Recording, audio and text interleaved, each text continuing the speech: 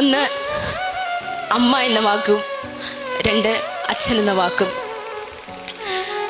10 മാസം ഒരു കുഞ്ഞിനെ വയറ്റി ചുമന്ന് അവരെ ഈ ഭൂമിയിലേക്ക്, അവളെ ഈ ഭൂമിയിലേക്ക് പ്രസവിച്ചിടുമ്പോൾ ആ കുഞ്ഞിൻ്റെ ആദ്യത്തെ വറ്റ് അത് മാറ്റുവാൻ വേണ്ടി അമ്മ തൻ്റെ കുഞ്ഞിനെ തൻ്റെ മാറോട് ചേർത്തണയ്ക്കുന്നു.